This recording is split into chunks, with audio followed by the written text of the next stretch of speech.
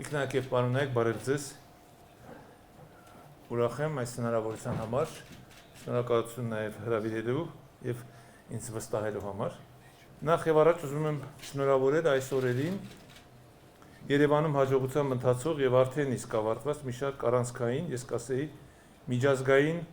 հնչեղություն ունեցող միջոցառումների կապակցությամբ։ Այդ թվում Եվրոպական քաղաքական համայնքի 8-րդ գագաթաժողով, Հայաստանի Հանրապետություն Եվրոպական միություն անդրանի գագաթաժողով, Ֆրանսիայի Հանրապետության նախագահի առաջին պետական այց Հայաստանի Հանրապետություն եւ իհարկե Երևանյան երկխոսություն հերթական 3-րդ համաժողով։ Ելույթից նախապատրաստվելիս անդրադարձա, որ դեռևս 2025 թվականի աշնանը, երբ Հայաստանը ամրագրեց իր հայտը Եվրոպայի քաղաքական խորհրդի 8-րդ գագաթաժողովը Հայաստանում անցկացնելու վերաբերյալ, երկրի վարչապետը առանձնահատուկ ընդգծեց, որ Երևանյան գագաթաժողովի հիմնական թեմաներից մեկը կլինի կապակցվածության կամ փոխկապակցվածության հարցը։ Այսօր Հայաստանը կապակցվածության ընդլայնվող հնարավորությունների հանգրվանում է, սակայն այդ կապակցվածությունը արժեք է ձեռք բերում միայն այն իր հերթին ստեղծում է տեսանելի եւ շոշափելի հնարավորություններ եւ հիմնված է խաղաղության վրա։ Բարեբախտաբար այսօր կարող ենք փաստել, որ դա իրական է եւ հնարավոր։ Եկեք ընդունենք, որ կապակցվածությունը նշանակում է տրանսպորտային ուղիների վերաբացում, ազատ առևտրի ընձեռում, տարբեր տարածաշրջաններ, այդ թվում Եվրոպան ու այս անկապող ավելի լայն տնտեսական ցանցերի ներդրում, ուստի այս իմաստով Հարավային Կովկասը կարող է դառնալ յուրօրինակ հաբ, հարավ, հյուսիս, արևելք, արևմուտք խաչմերուկում։ Ակնհայտ է, որ խաղաղության խաչմերուկ նախաձեռնությունը միջին միջանցքի իրականացումը եւ Եվրոպայի, Հարավային Կովկասի ու կենտրոնական Ասիայի միջև ապրանքների, էներգիայի, օպտիկա, մանրաթելային մալուխների անխոչնդոտ կապը ներկայացնում են փոխադարձ հետաքրքրություններ բոլորի համար։ Այս առումով Հայաստան-Ադրբեջան հարաբերությունների կարգավորումը կարող է դառնալ այն առանցքային գործոնը, որը մեր տարածաշրջանի փոխկապակցվածությունը կվերածի իրական տնտեսական հնարավորությունների եւ արդյունքների։ Հատկանշական է, որ տարիներ առաջ, երբ 2009 թվականին Պրահայում սկիզբ առավ արևելյան գործընկերություն ձևաչափը, Հարավային Կովկասը դիտարկում էր որպես եվրոպական հարևանության եզրագիծ կամ պայմանական սահման։ Մինչդեռ այսօր որևէ ծրագիր չի կարող ունենալ ռազմավարական նշանակություն եւ լիակատար իրականացնել իր ներուժը, եթե չկապվի կենտրոնական Ասիայի եւ այնուհետեւ հեռավոր արևելքի հետ։ Հարգելի բարեկամներ, բոլոր կապուղիների վերաբացման ծրագրերը բավականին ժամանակ եղել են Հայաստանի կառավարության առաջնահերթություններից։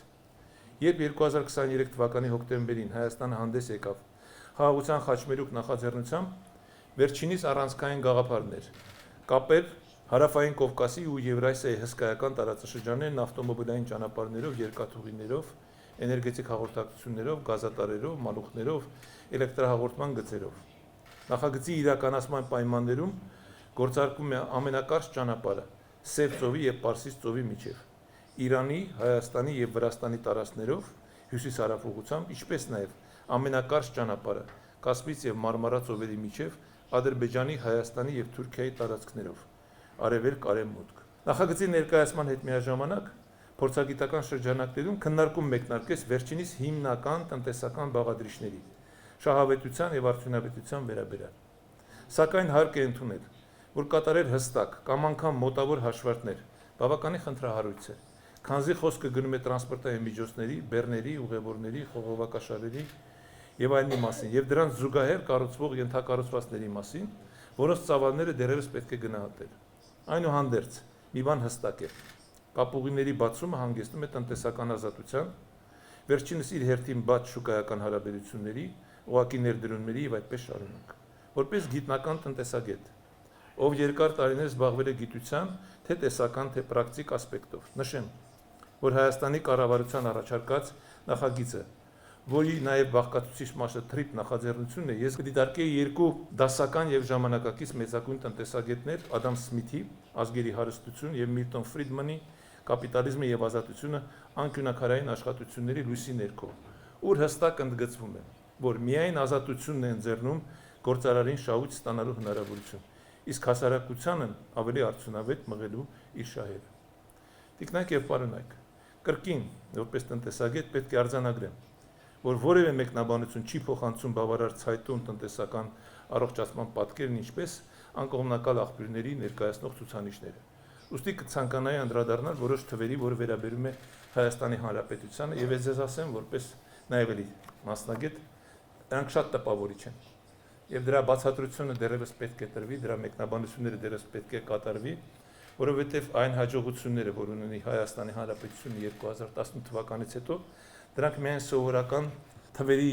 բացատրություններ չեն։ Այդտեղ մտածողության վարքագծի փոփոխություն կա։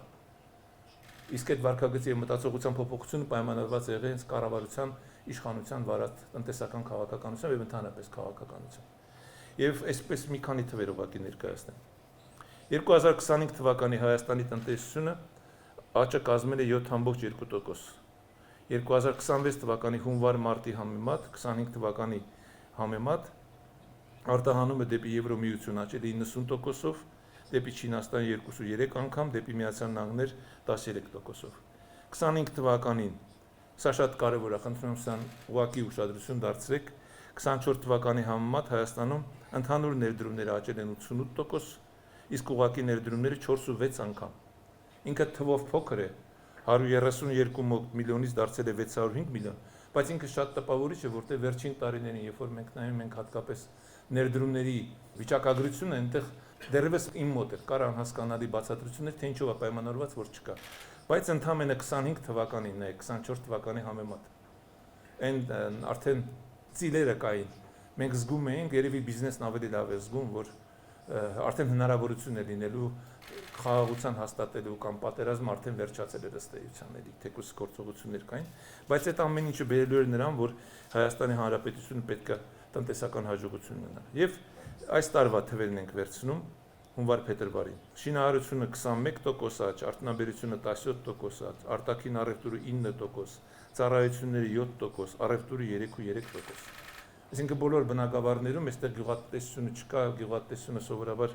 Հայաստանում երամսյակը մեկ են տալիս, բայց սրանք թվեր են, որոնք խոսում են նրա մասին, որ իսկապես Հայաստանում ընդհանուր իրավիճակ է փոխվել ներդրումային մթնոլորտի առումով եւ երբ որ նայում ենք հատկապես ֆինանսական շուկային եւ ֆինանսական շուկայում տեղի ունեցող իրադարձություններին, այդտեղ էլ հասկանում եք, որ գործարարները այլ կերպ են սկսել վերաբերել Հայաստանի Հանրապետությունում իրականացվող տնտեսական քաղաքականությանը։ Ամփոփելով խոսքս, կցանկանայի ընդգծել, որ Հայաստանի եւ Ադրբեջանի միջև խաղաղությունը, Հայաստան-Թուրքիա հարաբերությունների կարգավորումը, TRIP ուղի նախագիծը, Հայաստանի եւ Ադրբեջանի բարեդրացական հարաբերությունները, Վրաստանի եւ Իրանի հետ, ռազմավարական գործընկերության խորացումը Եվրոմիության հետ, կառուցողական երկխոսությունը Ռուսաստանի հետ, հիրավի կարող են Հարավային Կովկասը դարձնել ամենագրավիչ տարածաշրջաններից ու հյուսիս-հարավ եւ արևելք եւ արևմուտք երթուղիների տարանցիկ միջանցքներից մեկը։ Վստահեցնում եմ ձեզ, որ Հայաստանը եռանդուն կերպով կջանա այս պատմական հնարավորությունները իրացնելու ուղղությամբ։ Շնորհակալություն մեկ անգամ եւս մասնակցելու, շնորհակալություն նաեւ ինձ լսելու համար, մաղթում ձեզ արգասաբեր քննարկումներ եւ աշխատանք։